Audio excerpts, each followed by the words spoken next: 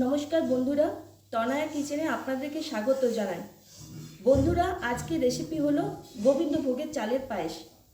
এই পায়েসটি বানাতে আমার যা যা সামগ্রী লাগলো তা হলো দুধ, গোবিন্দভোগের চাল, বাতাসা, এলাচ, কিশমিশ, চিনি, ঘি এবং কাজু।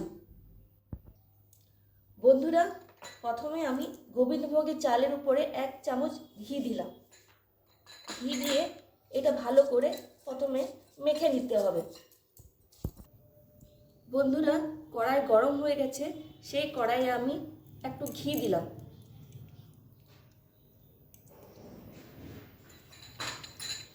এবং সেই ঘিয়ে আমি কাজুগুলো দিয়ে দিলাম। কাজু আর কিশমিশ দিয়ে দিলাম।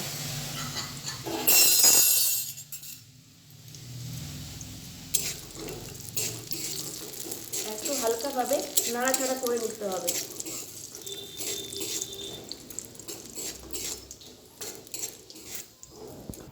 দেখুন বন্ধুরা, আমি হালকাভাবে কাজু আর কিশমিশ লাল লাল করে ফ্রাই করে নিলাম।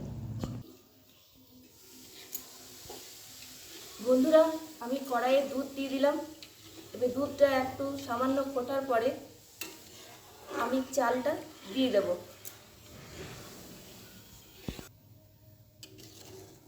বন্ধুরা, কিছু টেকনিক্যাল প্রবলেমের কারণে আমাকে চ্যানেল নামটি চেঞ্জ করতে হলো। আমার চ্যানেলের নতুন নাম হলো তনয়ার কিচেন। বন্ধুরা, দেখুন দুধটা আস্তে আস্তে ফুটে উঠে এসছে। এইভাবে দুধটা এইভাবে নাড়াচাড়া করে একটু সামান্য ঘন করতে হবে।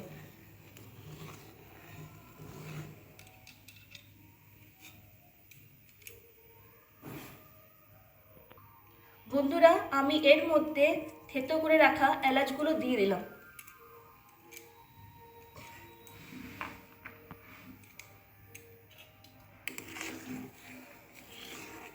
দেখুন বন্ধুরা, দুধটা আস্তে আস্তে ঘন হয়ে আসছে।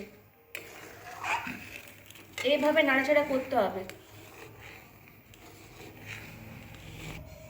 বন্ধুরা, দুধটা ঘন হয়ে এসছে। এবার আমি গোবিন্দভোগের চালটা দিয়ে দিলাম।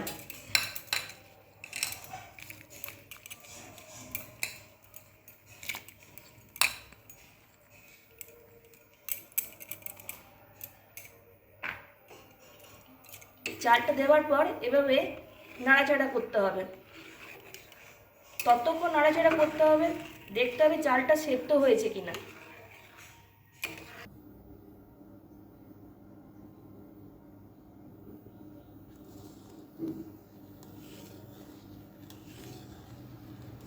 বন্ধুরা, চালটা দেখুন আস্তে আস্তে সেদ্ধ হয়ে এসছে।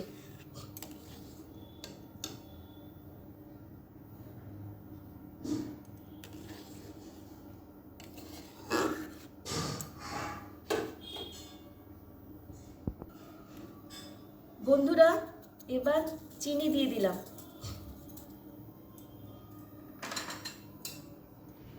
চিনি দেওয়ার পর একটু নাড়াচাড়া করতে হবে। বন্ধুরা,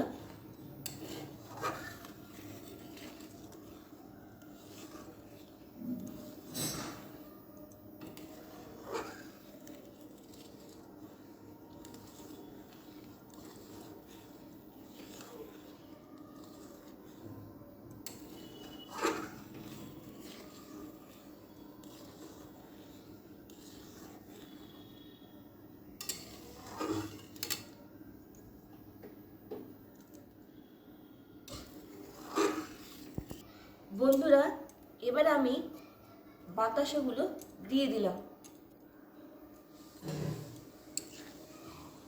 এটা টেস্টি খুব হবে।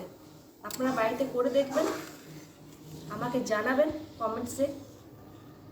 যদি কিছু ভুল ত্রুটি হয়ে থাকে আমাকে ক্ষমা করবেন। আর আমার রেসিপিটা যদি আপনাদের ভালো লেগে থাকে আমাকে জানাবেন কমেন্টের মাধ্যমে।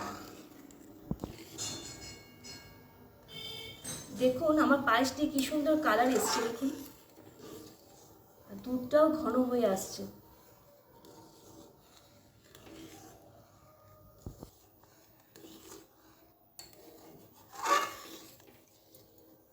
দেখুন আমার গোবিন্দভোগের চালের পায়েস রেডি।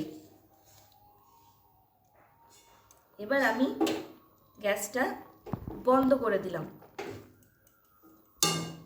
বন্ধুরা, যদি আমার রেসিপি আপনাদের পছন্দ হয়ে থাকে তাহলে লাইক, শেয়ার আর কমেন্টস করবেন, আর অবশ্যই আমার চ্যানেলটিকে সাবস্ক্রাইব করবেন। আমাদের সাপোর্ট ছাড়া কোনো কিছু সম্ভব নয়। ধন্যবাদ বন্ধুরা, ভালো থাকবেন। বন্ধুরা, আমার গোবিন্দভোগের চালের পায়েস রেসিপি কমপ্লিট। আমি উপর থেকে কাজু আর কিশমিশ দিয়ে গার্নিশিং করে দিলাম। আমার রেসিপি যদি আপনাদের ভালো লেগে থাকে তাহলে লাইক, শেয়ার, কমেন্টস জরুর করবেন এবং আমাকে সাবস্ক্রাইব করবেন।